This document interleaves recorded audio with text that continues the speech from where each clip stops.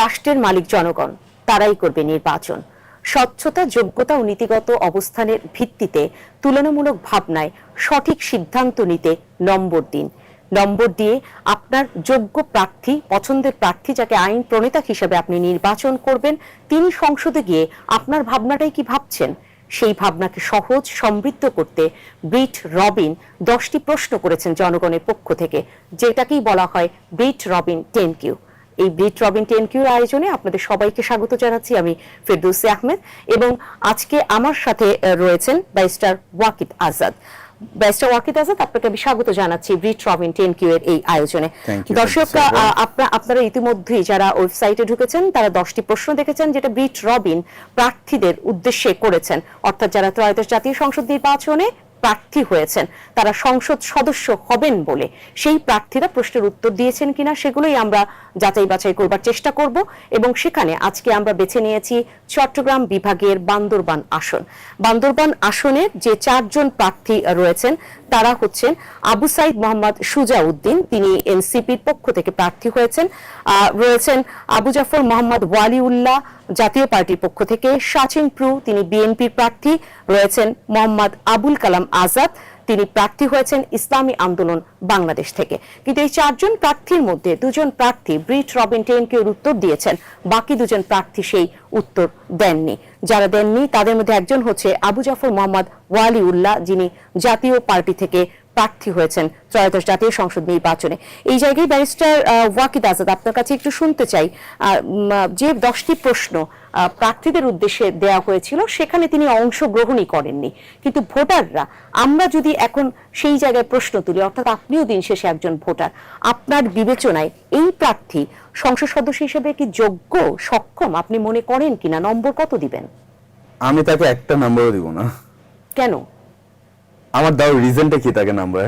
আমি তো কোনো নাম্বার দেওয়ার কোনো রিজন দেখতেছি না।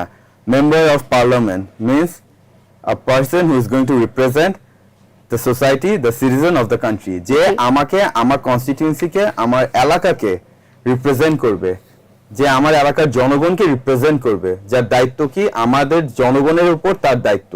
সে আমাদের রিপ্রেজেন্টেটিভ, সে আমাদের দেখাশোনা করা, আমাদের সেফটি, আমাদের ওয়েলবিং এর টেক কেয়ার করা।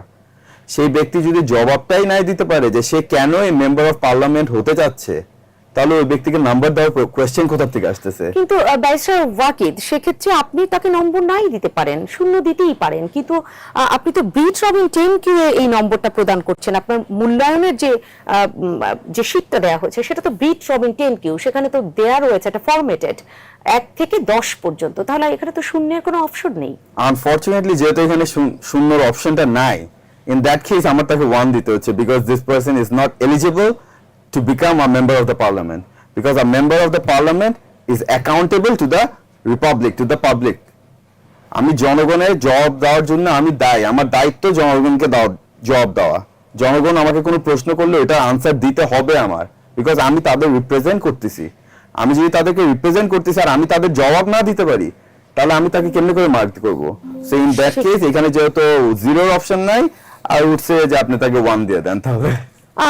তাহলে তো আসলে এরকম এক এক করে 10টি প্রশ্ন এখানে রয়েছে, আপনি কি প্রতিটাতেই, যেহেতু তিনি অংশই নেননি, প্রতিটাতেই কি তাকে 1 করে দিয়ে যাবেন?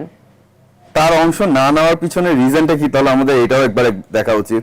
যে কোয়েশ্চেন গুলো, তো I have seen the questions and আমি দেখছি যে কোয়েশ্চেন্স গুলো খুব ভ্যালিড, এন্ড সে যেহেতু এই কোয়েশ্চেন্স এর আনসার দিতে পারছে না, তার মানে কোনো অনেক বড় একটা প্রবলেম আছে পিছনে, যেটা কারণে সে আনসার দিতে পারছে না, রাইট? যে সে আনসার কেন দিতে পারতেছে না, যে ওয়াই, তার যেমন 3 নম্বর যে কোয়েশ্চেনটা তার জন্য রাখা হয়েছে, যে আপনার আয়ের মূল উৎস কি, তার ইনকাম সোর্স সে বলার জন্য, সে যদি এটা পাবলিককে না বলতে পারে যে আমার ইনকাম সোর্স কি, তার মানে তার ভিতরে প্রবলেম আছে। আর প্রবলেম আছে বলেই সে জবাব দিচ্ছে না জনগণের। আমার ভিতরে যদি প্রবলেম না থাকে, তাহলে আমি জবাব কেন দিব না জনগণের? জি, কিন্তু তিনি আসলে জবাবটা দিয়েছেন ব্রিট রবিন 10Q তে না দিলেও তিনি তো নির্বাচন কমিশনের হলফনামায় এটা জমা দিয়েছেন। তার আয়ের উৎস, তার বাৎসরিক আয়, সেগুলো তো তিনি দিয়েছেন, হলফনামায় উল্লেখ করেছেন। আর দোজ ট্রান্সপারেন্ট হলফনামায় আমি আমার যে ডকুমেন্ট সাবমিট করেছি, আর দোজ ডকুমেন্টস ট্রান্সপারেন্ট, আর দোজ ডকুমেন্টস ফেয়ার? আমরা সবাই জানি যে বাংলাদেশে হলফনামা এবং আমাদের যে ডকুমেন্ট সাবমিট করা হয়, I might say something right now যেটা হচ্ছে অন এয়ার খুব বলতে গেলে ক্রিটিক্যাল এবং কন্ট্রোভার্সিয়াল বলা হয়ে যাচ্ছে, but we all know it that একটা পিস অফ পেপার আমি চাইলে বানাই এখান থেকে দিয়ে দিতে পারবো। আচ্ছা, কিছুদিন আগে যাচাই বাছাইয়ের তো একটা ব্যাপার রয়েছে। যাচাই বাছাই কোথা থেকে কেমনে করে হচ্ছে? কিছুদিন আগে আমি যদি একটা ছোট এক্সাম্পল শেয়ার করি, প্রফেসর ডক্টর ইউনুস এই যে প্রবাসী সিআইপি ফাংশনে বলেছে দ্যাট আমাদের বাংলাদেশিদেরকে আইডেন্টিফাই করা হচ্ছে যে জালিয়াতি নেশন হিসাবে, জালি ডকুমেন্ট বানানোতে নেশন হিসাবে। অন্য সব বিশ্বে আমাদেরকে বলা হয় যে আমরা জাল ডকুমেন্ট বানানোতে এক্সপার্ট। সো একটা পেপার বানায় আমি হলফনামা সাবমিট করা, সো আমি ওটাকে কেমনে করে ভ্যালিড ডিক্লেয়ার করব? ওটা আমি ইলেকশন কমিশনকে জমা দিয়েছি। ইলেকশন কমিশনকে জমা দিলে তো হবে না। If I want to represent for the public, আমি যদি জনগণের জন্য কথা বলতে চাই, তাহলে তো আমার উচিত আমি জনগণের সামনে এসে কথা বলবো। আমি জনগণকে বলবো যে আমার আয়ের উৎস হচ্ছে আমার বাড়ি আছে, যেটা আমার পৈতৃক সম্পত্তি বাবা দিয়ে গিয়েছে, ওইটার থেকে আমার ইনকাম আসে। By profession I am businessman, or I am a doctor, or I am a lawyer, এখান থেকে আমার ইনকাম। আমি এটা জনগণকে বলবো। আমি ইলেকশন কমিশনকে কি পেপার ডকুমেন্ট সাবমিট করেছি, ওটা কতটুকু জেনুইন, কতটুকু ভ্যালিড, ওটা কি, ওটা অ্যাকাউন্টেবিলিটি কি, ওটা কি কেউ জানে? দ্য পারসন আপনি জনগণ তো চাইলেই সেখান থেকে দেখে নিতে পারে। এই প্রশ্ন তো আসলে তুলতেই পারে। জনগণ এটা কোথা থেকে দেখবে? এটা কোথা থেকে দেখতেছে? আপনার এই ডকুমেন্ট যেটা দেখতেছে নির্বাচন কমিশনের মধ্যে যে আপনার যে ডকুমেন্ট আছে, ডকুমেন্টটা যে আমি সাবমিট করেছি, ওটা কি আমি এটা ভ্যালিডিটি জনগণ কেমনে চেক করবে? কেমনে চেক করবে? এটা চেক করার কি কোনো সোর্স আছে? কোনো ভ্যালিড সোর্স করা যেতে পারে। আমি যদি আপনাকে একটু সুনির্দিষ্ট প্রশ্ন করে আপনার কাছ থেকে জেনে নিই, সেটা হচ্ছে যে একজন বাৎসরিক আয় দিল, সেই বাৎসরিক আয়টা থেকে তার মাসিক আয়টা বের করা সম্ভব? আপনি কি এরকম দুই একটি করেছেন কিনা কোনো প্রার্থীর? আমি কোনো প্রার্থীর জন্য এবার করে টাকা দেখা হয় নাই আমার, কিন্তু আমি এতটুকু বলবো দ্যাট মোস্ট অফ দেম যাদের ইনকাম সোর্স জেনুইন এবং তারা জানে যে আমার ক্রেডিবল ইনকাম, আমার ইনকামের মধ্যে কোনো রকম আমি কোনো কিছু হাইড এন্ড সিক করছি না, তারা তাহলে এই কোশ্চেনে আনসার করার থেকে পিছিয়ে আসতো না। বিকজ এই কোশ্চেনে আনসার করা মানে আমি তো সেখানে দুই একজনের হলফনামার যে বাৎসরিক আয় সেটা দেখেছি, এবং সেখান থেকে যদি মাসিক আয় বের করি তাহলে মনে হয় যে তাদের মাসিক আয় আমার মতো একজন সাধারণ সঞ্চালকের থেকে অনেক অনেক কম, এবং তারপর তাদের যে গাড়ি বহর, তাদের যে প্রচারণার সময়, সেরকম প্রশ্ন আপনার মনে জাগে কিনা, আমার মতোই উত্থাপিত হয় কিনা? আপনি যে কোশ্চেন করছেন সেটার মধ্যেই আপনি আনসারটা পেয়ে যাচ্ছেন, যেটা আমি শুরুতেই বললাম। That by paper আমি ডিক্লেয়ার করতেছি that I earn 1 lakh a month and that means 12 lakhs in a year, কিন্তু আমার গাড়ির প্রাইস হচ্ছে 3.5 কোটি বা 5.5 কোটি টাকার গাড়ি। সেই 5.5 কোটি টাকার গাড়িটা আমার কোথা থেকে এসেছে? এখন আপনি বলতে পারেন that এই গাড়ি আমাকে, আমি ইলেকশন করছি, আমার জন্য ইনভেস্ট করা হয়েছে, আমার জন্য ডোনেশন হিসাবে এসেছে। এখন আমি একটা মানুষকে 5.5 কোটি টাকার ডোনেশন কেন দিব? আমাকে আপনি এটা আগে বলুন তাহলে। জি, এখানে আর আমি কারো কাছ থেকে 5.5 কোটি টাকার ডোনেশন কেন নিব তাহলে? কেন নিব? সেটার মধ্যে আসলে কোনো ধরনের আমার আরেকটা কথা রইলো, দ্যাট ইজ আমি 5.5 কোটি টাকার ডোনেশনের গাড়ি নিয়ে আমার এলাকায় যদি আমি প্রচারের জন্য যাই, আমি কেমনে করে আমার জনগণের সাথে কানেক্ট করতেছি? আমার জনগণ তো রাস্তায় আছে, আমার জনগণ আছে হচ্ছে কুড়ে ঘরে, আমি তাদের সাথে 5.5 কোটি টাকার গাড়িতে, এসি গাড়িতে বসে কেমনে কানেক্ট হচ্ছে আমি জানতে চাই। জি, আরেকটি প্রশ্ন একটু উল্লেখ করতেই চাই। সরকারি কর্মকর্তা কর্মচারীদের দায়িত্বশীলতা, জবাবদিহিতা ও বাধ্যকর দায়বদ্ধতা নিশ্চিত করতে প্রযুক্তি নির্ভর ব্যবস্থাপনার বিধি বিধান প্রণয়নে আপনার প্রস্তুতি কি? এই প্রস্তুতির জায়গাটায় আপনি আপনার যে যাচাই বাছাই, অর্থাৎ আপনার বিবেচনা থেকে আপনি কি মনে করেন, যারা উত্তর দেন উনি, আপনি মনে করেন যে প্রযুক্তি নির্ভর ব্যবস্থাপনার এই বিধিবিধান প্রণয়নে তারা অনেক বেশি প্রস্তুতি নিয়েছেন? উত্তর তো দেননি তারা। টেকনোলজিক্যাল অ্যাডভান্সমেন্ট এন্ড টেকনোলজির বিষয়ে তাদের কি কোনো নিজেদের বেসিক নলেজ আছে নাকি না, এট ফার্স্ট আপনার এটা জানতে হবে। As a representative of media আপনারা এটা সবচেয়ে ভালো জানবেন।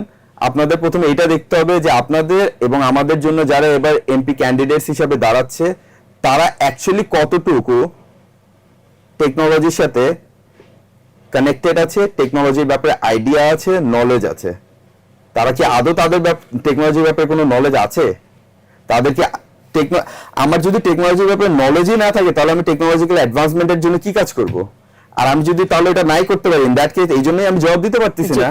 সেক্ষেত্রে কেমন প্রস্তুতি রয়েছে বান্দরবান এই আসনের? দুজন তো আসলে উত্তর দেননি ব্রিট রবিন 10Q-তে, কিন্তু বাকি যে দুজন দিয়েছেন তাদের ভিডিও ক্লিপ আমাদের কাছে রয়েছে, আমরা দর্শকদের নিয়ে সেই ভিডিও ক্লিপটি দেখে আসতে পারি। Sure. প্রথম কথা হচ্ছে যে এখানে কোনো ধরনের আইন প্রণেতা কোনোভাবেই ছিল না। এখানে যারা ছিল তারা এখানে শোষণ করেছে দীর্ঘ সময় ধরে। এখানকার রাজনীতিতে গণমানুষের উন্নয়ন, গণমুখী উন্নয়ন, গণমানুষের সেবক এটা কখনোই হয় নাই।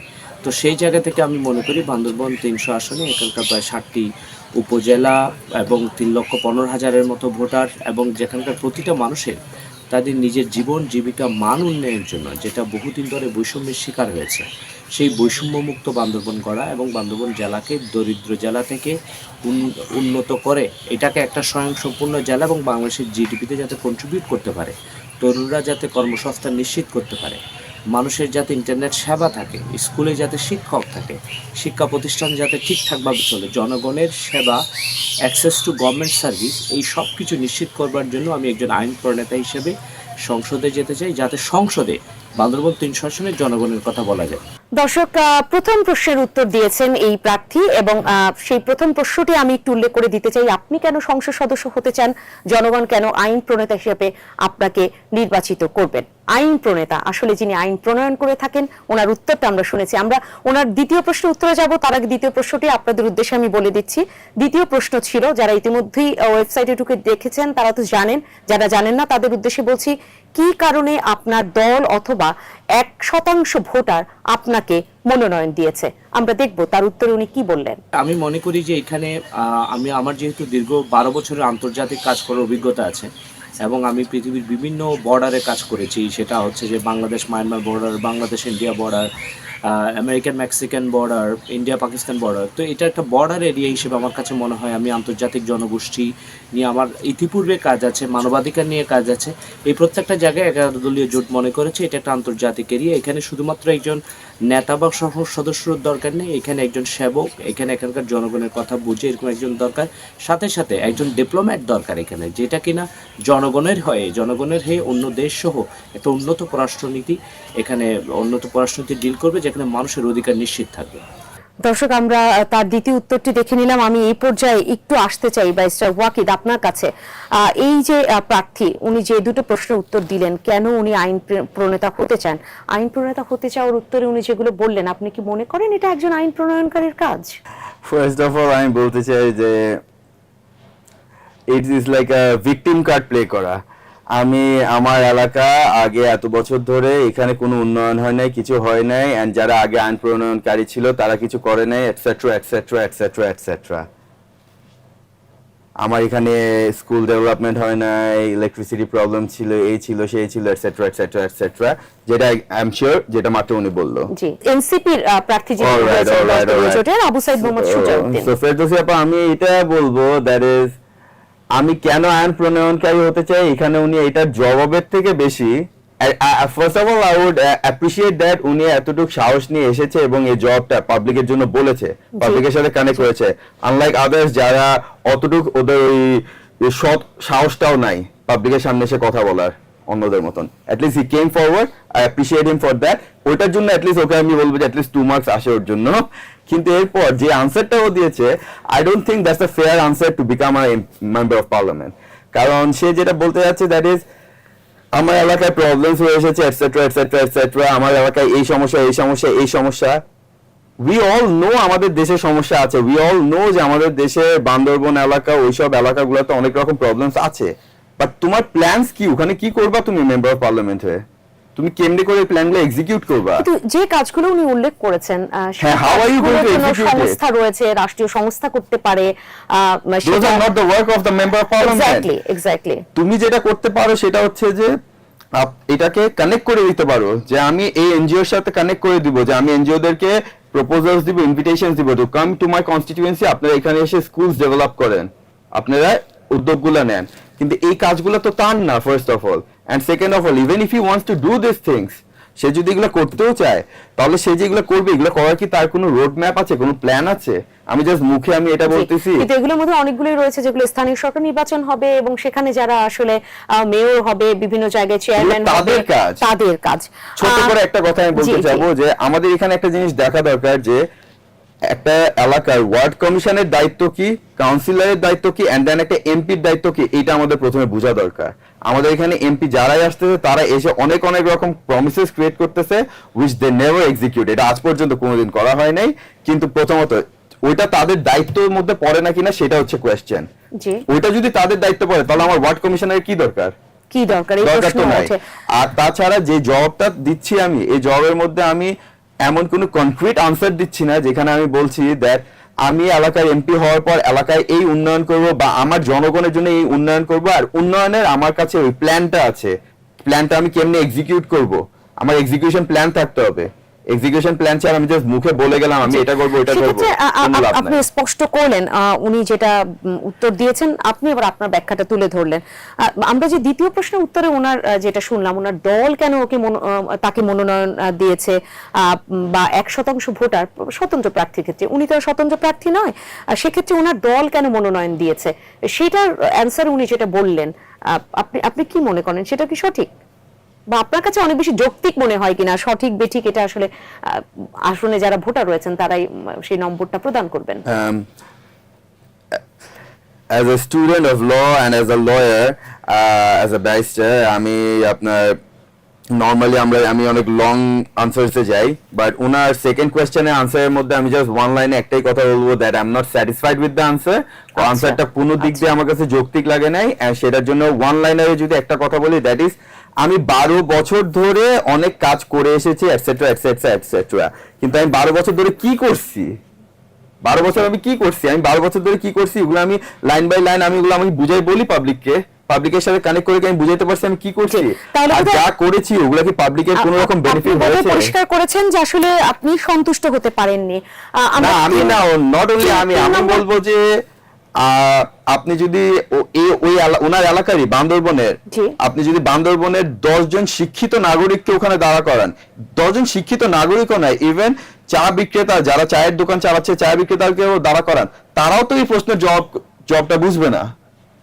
একদম স্পষ্ট। আমরা বরং চলে যাই 3 নম্বর প্রশ্নে। সেক্ষেত্রে দর্শক আপনাদেরকে 3 নম্বর প্রশ্নটা আগে উল্লেখ করে নেই, আপনারা যারা দেখেননি আগে প্রশ্নটা, আপনার আয়ের মূল উৎস কি, আপনার সম্পদের বিবরণ জনগণের কাছে উপস্থাপন করুন। আমরা দেখে আসি উনি কি বললেন এই প্রশ্নের উত্তরে। আমি আমার হলফনামা ইতিপূর্বে উল্লেখ করছি। আমার আয়ের প্রধানতম উৎস ছিল আমি একজন ইন্টারন্যাশনাল ফ্রিল্যান্সার। আমি আন্তর্জাতিক গণমাধ্যমে কাজ করতাম, রয়টার্স, টেলিগ্রাফ সহ ওয়ার্ল্ডের অনেক দূর বড় বড় প্রতিষ্ঠানে আমি কাজ করতাম এবং পৃথিবীর প্রায় 3টা বিশ্ববিদ্যালয়ে আমার অ্যাজ এ ভিজিটিং স্কলার হিসেবে আমি গিয়েছি, সেখানে আমি পড়িয়েছি এবং আমি আমেরিকান প্রতিষ্ঠানের কান্ট্রি ডিরেক্টর ছিলাম।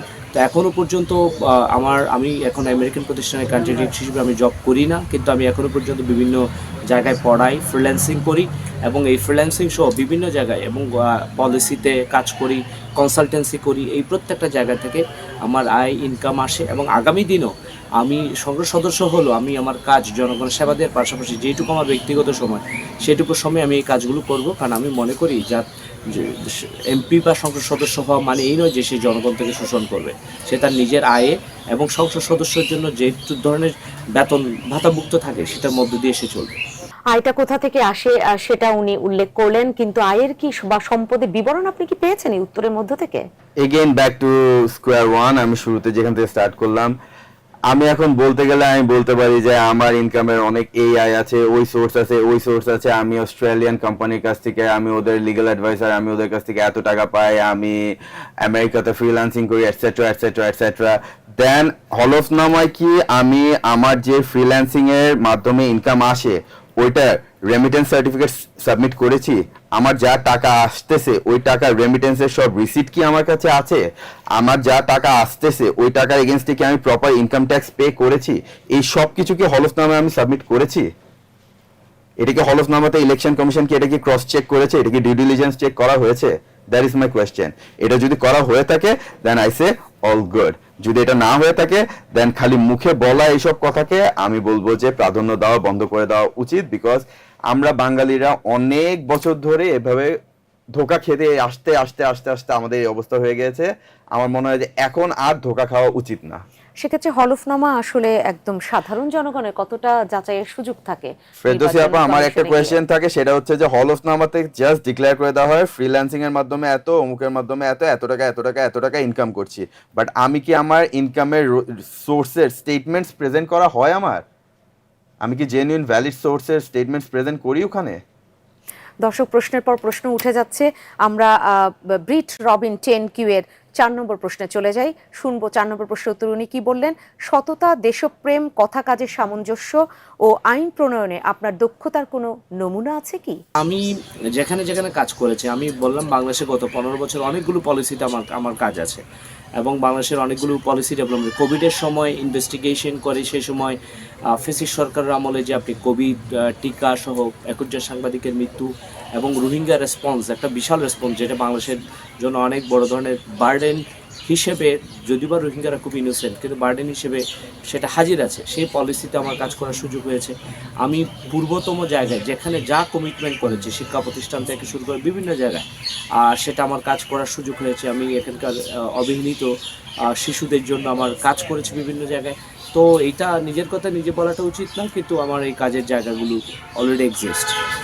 আমাদের যেটা দরকার যে জনগণ, সাধারণ জনগণ অত বড় বড় আলাপ বুঝে না। সাধারণ জনগণ যেটা বুঝে তার সারের দাম ঠিক আছে কিনা, তাকে করাপশন দুর্নীতিগ্রস্ত লোক কিনা, তার থেকে টাকা নেওয়া হচ্ছে কিনা, চাঁদাবাজি করা হচ্ছে কিনা, এই সকল ধরনের, অন্তত চাঁদাবাজ মুক্ত বাংলাদেশ, যেখানে নিম্ন আয়ের মানুষ, কৃষক, শ্রমিক, মজুর, তারা যাতে ঠিকঠাকভাবে 3 বেলা খেয়ে সসম্মানে বাঁচতে পারে, তাদের সন্তানরা যাতে স্কুল থেকে শুরু করে সকল জায়গায় সবার জন্য একই রকম সরকারি সেবা, সবার জন্য একই রকম স্বাস্থ্যসেবা, সবার জন্য একই রকম শিক্ষা, সেই ব্যবস্থা আমি সেই আইন প্রণয়ন করবো। সাথে সাথে এখানকার যে আরও অন্যান্য জনগোষ্ঠী যারা আছে, তাদের যে বিভিন্ন ভাষাগত যে স্বীকৃতি, সেই ভাষাগত স্বীকৃতির জায়গাগুলোতে আমি এনশিওর করব।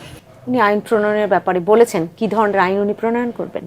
এই ব্যাপারে ওনার কথা শুনে খুব সুন্দর লাগলো, যে ভালো কথা বলেছে যে উনি এই ইনিশিয়েটিভসগুলো নিতে চায়। I don't know how much he will take it, কারণ আমরা তো শুনেই এসেছি, খালি ইলেকশনের টাইমে আমরা শুনে এসেছি যে আপনারা আমাকে ইলেক্টেড করলে I will do this for you, আমি আপনার জন্য এটা করব, এটা করব, সেটা করব, বাট হওয়ার পর আমরা কোনোদিন কোনো রেজাল্টস দেখি নেই। বাট ইন দ্যাট কেস উনি অনেক কিছু বললো, শুনলাম, বুঝলাম, বাট তারপরও দিন শেষে আবারও একই কোয়েশ্চেন আসে, সেটা হচ্ছে যে how are you going to do this things? আপনার প্ল্যান কি? আপনি কেমনে করবেন এই কাজগুলা? আপনার প্ল্যান কি? আপনার কি প্ল্যানে? এই প্রশ্নটাতে তো তার দক্ষতার নমুনাই আসলে জানতে চাওয়া হয়েছে। আইন প্রণয়নে তার দক্ষতা আছে কিনা সেই নমুনা জানতে চাওয়া আপনি হয়েছে। যে আইন প্রণয়নটা করবেন, আপনার দক্ষতাটা কতটুকু, আপনি কেপেবল এটা এক্সিকিউশনে নিয়ে যাওয়ার তিনি জন্য? কোন কোন আইন প্রণয়ন করবেন সেটা আসলে এই প্রশ্নে জানতে চাওয়া হয়নি, আর সেটা জানতে চাওয়া হয়েছে আবার পরবর্তী প্রশ্নে। দর্শক, পরবর্তী প্রশ্নটাও আমরা শুনে নেই। 1000 বছর ধরে অন্যের আইন দ্বারা শোষিত ও নির্যাতিত না হয়ে স্বাধীনভাবে দেশের জনগণের জন্য সব ধরনের আইন প্রণয়নে কি পদক্ষেপ নিবেন? উত্তরটাও শুনে আসি। এখানে বেশিরভাগ স্থানীয় উন্নয়নগুলোতে এগুলোতে সব দালালরা করে, টেন্ডাররা করে, টেন্ডার বাজরা করে। কিন্তু সরকারি উন্নয়ন যদি সরকারে, আমি এই জন্য আমরা যেটা করব, যে ধরেন একটা রোড কনস্ট্রাকশন হচ্ছে, ওই রোডের সংস্কারের জন্য যত বাজেট, এটা জনগণ জানবে। ওই রোডে যারা হাঁটবে, আশেপাশে মানুষ তারা জানবে, তারা একটা ইটের দাম কত তারা জানবে। যখনই তারা জানবে, সেখানে কিন্তু আলটিমেটলি সেই টেন্ডার বাজ, সেই চেয়ারম্যান, মেম্বার, তারা কিন্তু আপনার দ্বিপাক্ষিকভাবে অথবা তারা সেখানে হস্তক্ষেপ করতে পারবে না। তো যদি মানুষের কাছে সহজভাবে তথ্য থাকে তার জন্য কী টাকা বরাদ্দ আছে, সেটা যদি মানুষ জানতে পারে, তাহলে এগুলো হবে না। আমরা এটা একদম সরাসরি নিশ্চিত করব, মানুষ জানতে পারবে, অ্যাপসের মধ্য দিয়ে জানতে পারবে, সাইনবোর্ড থাকবে, মানুষের মধ্যে হ্যান্ডবিল থাকবে, এগুলো হয়ে যাবে। উত্তরে কি পেলেন?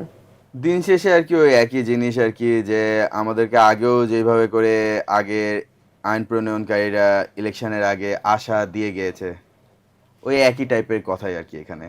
আমি আনফর্চুনেটলি তার আগের কোয়েশ্চেনগুলোতে আমি মিস্টার সুজাউদ্দিনকে অ্যাটলিস্ট 3-4 অর মেবি একটা আনসারে তাকে 5 দেওয়া পর্যন্ত যেতে চেয়েছিলাম, বাট এই কোয়েশ্চেনের আনসারের মধ্যে আই ফিল লাইক যে হি deserves a very big one. তাকে একটা খুব বড় করে একটা ওয়ান দেওয়া উচিত এখানে, ঠিক আছে? বিকজ তার যে কোয়েশ্চেনগুলা, আমাদের দেশে অ্যাপস অলরেডি, এইসব অ্যাপস অনেক সেক্টরে আই গেছে যিনি অ্যাপস। পরীক্ষায় বসেননি তাকেও আপনি এক দিয়েছেন, আবার উনি তো পরীক্ষায় বসেছেন, ওনাকেও এক দিচ্ছেন। আমি পরীক্ষায় বসে যদি খালি কাগজে যদি কিছু নাই লিখি তাহলে তাকে তো একই তো দিব, আর কি দিব আমি? পরীক্ষায় বসে আমি যদি কোয়েশ্চেন সাদা কাগজ দিলেও জমা দিলাম, আমার কোয়েশ্চেনের হ্যাঁ। আনসার আমি দিতে পারি নাই, অথবা কোয়েশ্চেনের আনসার ছিল একটা, আনসার দিছি আরেকটা, তাকে তো তাহলে একই দিব আমি, একই আর কি দিতে দিব? হবে। আমি বলতেছি হচ্ছে যে আমি সবকিছু ট্রান্সপারেন্ট করার জন্য টেন্ডারবাজি আটকাবো, আমি অ্যাডভার্টাইজমেন্টস দিব, আমি অ্যাপস দিব, বিলবোর্ডস দিব, এইসব তো আই গেস আগেও দেওয়া হয়েছে, ছিল, সব জি, প্রত্যেক পাবলিক জি। সেক্টরে আছে, বাট এগুলা আজ পর্যন্ত এক্সিকিউট হয় নাই। যেহেতু And we দিয়ে all know ফেলেছেন, it very well. আমরা বোধহয় পরবর্তী প্রশ্নে যাই, কারণ Sure, আমরা sure. আরো একজন প্রার্থীর উত্তরগুলো শুনবো। Sure, sure. দর্শক, 6 নম্বর প্রশ্নে রয়েছে, সরকারি কর্মকর্তা কর্মচারীদের দায়িত্বশীলতা, জবাবদিহিতা ও বাধ্যকর দায়বদ্ধতা নিশ্চিত করতে প্রযুক্তি নির্ভর ব্যবস্থাপনার বিধিবিধান প্রণয়নে আপনার প্রস্তুতি কি? এই উত্তরটিও শুনতে চলুন দেখে আসি ওনার বক্তব্য। আমি 5 বছরে বান্দরবনের সকল তরুণের কর্মসংস্থান নিশ্চিত করব, কারণ এখানে যে ধরনের প্রাকৃতিক সৌন্দর্য অভয়ারণ্য, এখানে আসলে কোনো ছেলে বেকার থাকার কথা না। এখানকার গ্রিন ইকোনমি প্রজেক্ট করার কথা, এখানে একটা ভ্যালু চেইন ইন্ডাস্ট্রি তৈরি করার কথা। ভ্যালু চেইন মানে কি? ধরেন আপনি যারাই এখানে উৎপাদন করছেন তারা বিক্রি করে তারা একটা লভ্যাংশ পাওয়া, কিন্তু এটা এখানে হচ্ছে না। আপনি তামাক চাষ করছে একটা গ্রুপ অফ কোম্পানি, কিন্তু সেটা সুবিধা এখানকার জনগণ পাচ্ছে না। ড্রাগন ফল এখানে উৎপাদন হয়, 350 টাকায় 1 গ্লাস শরবত বিক্রি হয়, কিন্তু এখানকার জনগণ পাচ্ছে না। এইখানে যে উৎপাদন, চন্দন গাছ এখান থেকেই চন্দন গাছ মানুষ বিক্রি করে কোটিপতি হয়, এখানকার জনগণ পায় না। তো এই যে টোটাল ইন্ডাস্ট্রিটাকে যদি আপনি টোটাল জায়গাগুলোতেই কানেক্ট করা যায়, আমি মনে করি যে এখানে এক ধরনের বড় ধরনের বিপ্লব হবে। আর এখানকার মানুষ যে ধনী, এটা বুঝতে দেওয়া হয় না। ব্যাপারটা এরকম যে গাছ আছে উঠতে পারে না, জাল আছে মারতে পারে না, পুকুর আছে সাঁতার কাটতে পারে না। তো এইটা যদি ঠিকঠাক করা হয় তাহলে আলটিমেটলি এখানে সমস্যার সমাধান হবে। আর এই সমস্যার সমাধান করতে কখনোই দেয় না। আপনারা তো জানেন যে এখানে যে ভূমির বন্দোবস্তই ঠিকঠাকভাবে করতে দেয় না। এখানে একজন 7 থেকে 12 দিনের সংসদ সদস্য ছিল। প্রশ্ন হচ্ছে, আপনারা তাকে প্রশ্ন করেন, ওই 12 দিনের সংসদ সদস্য হয়েছে যখন জনগণের অধিকার হরণ করছে, তো আগামী 5 বছরের জন্য পেলে তো আপনাদের নাবিশ্বাস বেড়ে যাবে, আপনাদের তো ওই যে সিনি খাইয়া মেরে ফেলার মতো হয়ে যাবে। এই জায়গাটাকে আপনি প্রশ্ন উত্তরে মিল খুঁজে পাচ্ছেন? তাকে তো প্রশ্নটা করা হচ্ছে যে 7 নম্বর প্রশ্ন, যে গভর্নমেন্ট অফিসিয়ালসদের অ্যাকাউন্টেবিলিটি নিয়ে তাকে কোয়েশ্চেন করা হয়েছে, if I am not wrong, তাই না? দায়বদ্ধতা, জবাবদিহিতা নিশ্চিতকরণে প্রযুক্তি নির্ভর ব্যবস্থাপনার কথা এখানে আসলে জানতে চাওয়া হয়েছে, যে সেইটা কতটা প্রস্তুত রয়েছেন আপনি, করতে পারবেন কতটা? আনসারের মধ্যে আমি অ্যাকচুয়ালি কোনো রকম লজিক দেখছি না এখানে, বিকজ সে যেটা বলতে চাচ্ছে এটার সাথে কোনো রকম কানেকশনস নাই এখানে, ঠিক আছে? দ্যাট ইজ, সে কেমনে করে এই চেইনটা ব্রেক করবে, এটা কোনো ওর কাছে কোনো একটা কনক্রিট আনসার নাই, ঠিক আছে? আমি বলতেছি যে কারণ বাজারের রাস্তায় অনেক জ্যাম আছে, এখানে সারাটা দিন জ্যাম লেগে থাকে, এই জ্যামের জ্বালায় পাসতেছি না আর ভালো লাগতেছে না, কিন্তু এই জ্যামটাকে আমি কেমনে করে কন্ট্রোলে আনবো, কেমনে করে এখানে হর্ন বাজানো বন্ধ হবে, এই রাস্তাটাকে কেমনে করে আমি জি, জ্যাম মুক্ত অর্থাৎ করব, প্রশ্ন, I have no plan for it. যে প্রশ্নের যে উত্তর হওয়া উচিত সেটা আপনি পাননি। আমার কোয়েশ্চেন একটা, আনসার দেওয়া হচ্ছে জি আরেকটা। জি, দর্শক, সেক্ষেত্রে এই যে আমাদের আজকের বান্দরবান আসনের আবু সাইদ মোহাম্মদ সুজাউদ্দিন, যার কথা এতক্ষণ আমরা শুনছিলাম, যিনি 10 দলীয় জোট অর্থাৎ সেই জোটের এনসিপির পক্ষ থেকে প্রার্থী হয়েছেন, তিনি 6টি এখানে প্রশ্নের উত্তর দিয়েছেন। বাকি প্রশ্নগুলোর উত্তর তিনি দেননি, অর্থাৎ 7, 8, 9 এবং 10 নম্বর প্রশ্নের উত্তর তিনি দেননি। আরও একজন প্রার্থী, যিনি ইসলামী আন্দোলন বাংলাদেশ থেকে প্রার্থী হয়েছেন বান্দরবান আসনে, তিনি হচ্ছেন মোহাম্মদ আবুল কালাম আজাদ। তার ভিডিও ক্লিপটিও আমাদের রয়েছে, তিনি কি বলছেন আমরা শুনে আসি। একদম শুরু থেকে, শুরুর প্রশ্নটা নিঃসন্দেহে আপনাদের মনে আছে যে আপনি কেন সংসদ সদস্য হতে চান, চলুন দেখে আসি। আমি ইনশাল্লাহ সততার ব্যাপারে 100% গ্যারান্টি দেব, কারণ সততা, মানুষ অসৎ হয় যখন নাকি সে আল্লাহর ভয়ভীতি তার মধ্যে না থাকে, এবং সামাজিক যে একটা দায়বদ্ধতা এটা যখন না থাকে তখন সে দুর্নীতি করতে পারে, অসৎ উদ্দেশ্যে অনেক কিছু করতে পারে। বিশেষ করে যদি সৎ থাকা যায় তাহলে এখানে উন্নয়ন কাজ হবে, সকলের মাঝে সুন্দর বন্ধন করা যাবে, সকল ধর্মের মাঝে, সকল পাহাড়ি বাঙালি সকলের মাঝে সমর্থন করা যাবে। আর অসৎ যদি কেউ থাকে তখন এটা তার দ্বারা সম্ভব না। এটা ইনশাল্লাহ আমরা 100% আমি ইনশাল্লাহ পারবো। মানুষ কেন বেছে নেবে তাকে? শুধু সৎ? এই উত্তরে উনি যেটা বললেন, সততার ব্যাপারটা নিয়ে আসলেন, সৎ হলে তাকে সংসদ সদস্য হিসেবে অর্থাৎ আইন প্রণেতা হিসেবে নির্বাচিত করবেন, ব্যাপারটা কি এরকম কিনা?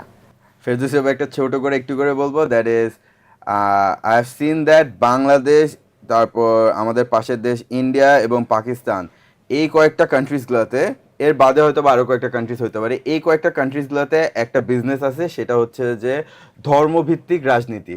ধর্মকে বেচে রাজনীতি করা।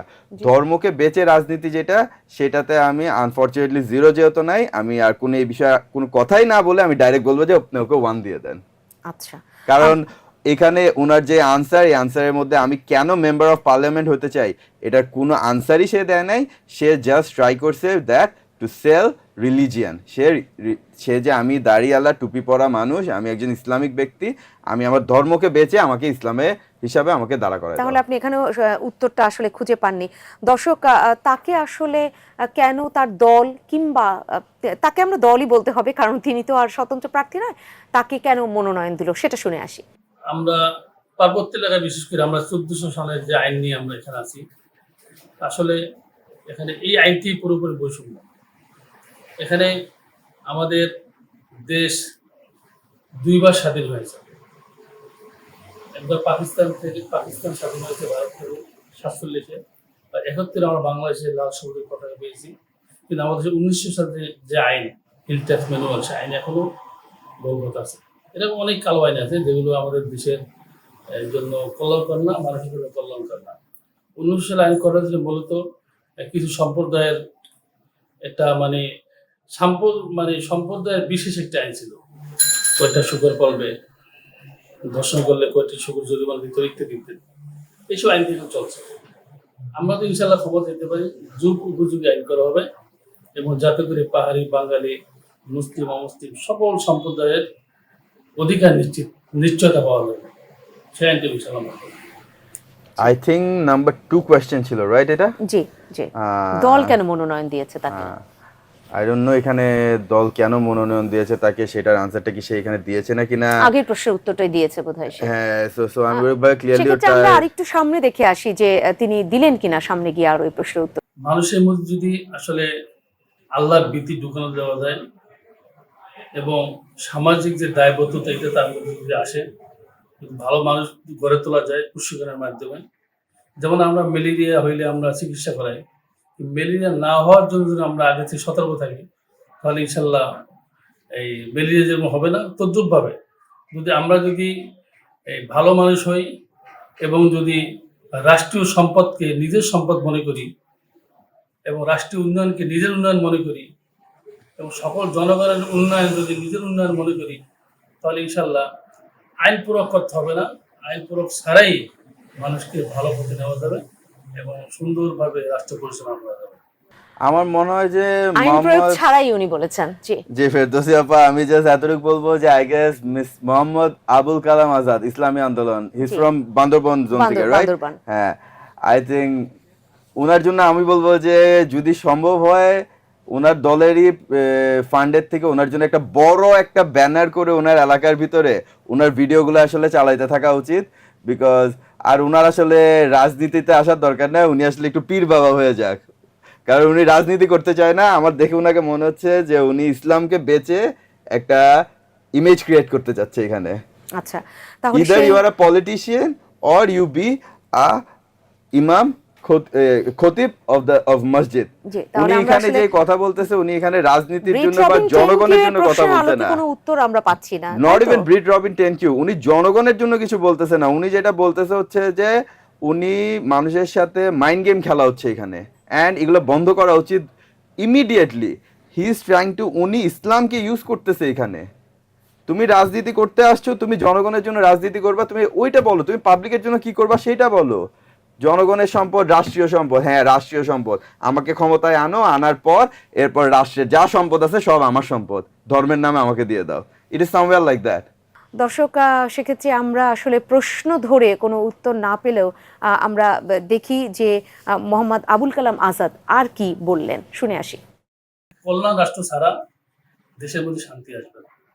যেমন মনে করেন এখন আমাদের দেশে যে আইন আছে, সুদভিত্তিক অর্থ ব্যবস্থা, এই অর্থ ব্যবস্থার কারণে গরিব দিন দিন গরিব হচ্ছে, গরিবরা দিন দিন পুঁজিপতি হচ্ছে। কারণ হলো সুদ দেয় গরিব, সে নিঃস্ব হয়ে যাচ্ছে, সুদ দেয় ধনীরা, তারা দিন দিন পুঁজিপতি হচ্ছে। এখানে যদি আমরা জাকাত ভিত্তিক অর্থ ব্যবস্থা করি, তাহলে ইনশাল্লাহ গরিবরা অনেক টাকা পাবে, ধনীরা দিন দিন তারা টাকা দিবে তাদের পক্ষ থেকে। তখন স্বাভাবিকভাবেই এখানে আপনার সুন্দরভাবে আমরা একটা কল্যাণ রাষ্ট্র পাবো। এরপরে চুরি হয় কেন? আমি যদি দেখি সে চোর, অভাবী চোর, তাকে রাষ্ট্রের পক্ষ থেকে তাকে আমরা পুনর্বাসন করবো, তাহলে সে চুরি করবে না। আর যদি স্বভাবী চোর হয় তাহলে আমরা দেখবো সে আইন অনুযায়ী তাকে যদি ব্যবস্থা নেওয়া হয় কঠোরভাবে, তাহলে সে আর চুরি করবে না, তখন রাষ্ট্রের কল্যাণকর হয়ে যাবে। এরপরে মনে করেন যারা শিক্ষিত অশিক্ষিত যুবক আছে তাদের চাকরির ব্যবস্থা করা যায়। হ্যাঁ, পার্বত্য অঞ্চলে আমরা যদি এখানে মিল ফ্যাক্টরি করি, কোনো মিল ফ্যাক্টরি নেই, একটা মিল ফ্যাক্টরি করি, এবং আন্তর্জাতিক মানের যদি একটি পর্যটন শিল্প করি, তাহলে এখানে আমরা ইনশাআল্লাহ কল্যাণকর রাষ্ট্র পাবো। ফেরদৌসী আপা যদি একটু বলতে দেন, তাহলে ওনার এই কথাগুলো খুব সুন্দর লাগলো শুনে আমার কাছে, তো কিছু বলতে চাই, ঠিক আছে? জি, নিঃসন্দেহে। প্রথমত হলো হচ্ছে যে যারা যে বেকার যুবকদের জন্য কর্মস্থান ক্রিয়েট করার কথা বলতেছে সে, সো কেমনে করে করব, আমি কি দিব, মানে আমার প্ল্যানটা কি, আমি ওদেরকে কই জব দিব? ওই মুখে বলার দিনটা শেষ হচ্ছে না কেন? কেন আমি এই বাজে কথাগুলো বলে যাচ্ছি? আমরা জাস্ট ওই পুরানো অর্থোডক্স কথাগুলো, যে আগে যারা রাজনীতি করছে বলে গেছে, স্বপ্ন দেখাই গেছে, ওই একই কথা বলে যাচ্ছি, কর্মসংস্থান দিব। আরে ভাইয়া, তুমি কর্মসংস্থান কোথায় দিবা সেটা তো তোমার প্রথমে বলতে হবে। 4 নম্বর প্রশ্ন এটা ছিল কিন্তু, কথা কাজের সামঞ্জস্য। এই যে দেখেন, কর্মসংস্থান কই দিবা? আমি যদি কর্মসংস্থান অ্যাকচুয়ালি দিতে চেতাম, তাহলে আমি বলতাম আমার এরিয়াতে এই ইন্ডাস্ট্রিয়াল জোন করার স্কোপ আছে, আমার এরিয়াতে এই কোম্পানি সেট আপ করার জোন আছে, আমরা এটা একটা করবে, এখানে আমরা 1 লক্ষ ইয়াং ছেলেকে কাজ দিতে পারবো, তারা কাজ করতে পারবে। That would have been a concrete answer. এখানে কি বলছে? আমরা কর্মসংস্থান দিব। আর আরেকটা কি যেটা বললো, সুদের কথা, আমি জানি আপনার এটা আমার অথরিটি বা আমার পাওয়ারে নাই, বাট আই উড সে যে যদি সরকার পারে বা পিবিআই পারে বা ল এনফোর্সমেন্ট এজেন্সিস দ্বারা হয়, ওনার ডিউ ডিলিজেন্স চেক করা হোক, দেখতে পারবেন যে ওনার নিজেরই ব্যাংক অ্যাকাউন্টস আছে যেখানে উনি নিজেই সুদ খাইতেছে। সেটা আপনার মনে হচ্ছে, আপনি সেভাবেই অনুমান করছেন যে এরকম পাওয়া যেতে পারে।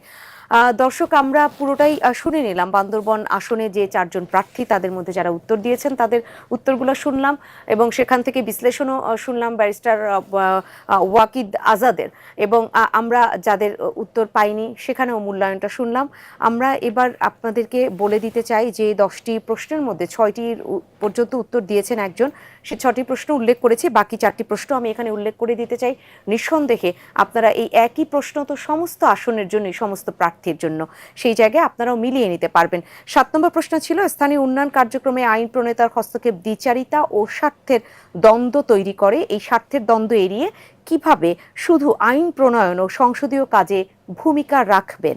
8 নম্বরে ছিল, বিচার বিভাগ, প্রশাসন, সশস্ত্র বাহিনী, আইন শৃঙ্খলা বাহিনী, নির্বাচন কমিশন, দুর্নীতি দমন কমিশন সহ সাংবিধানিক ও রাষ্ট্রীয় প্রতিষ্ঠানগুলোকে স্বাধীন, স্বচ্ছ ও শক্তিশালী করতে আপনি কী পদক্ষেপ নেবেন।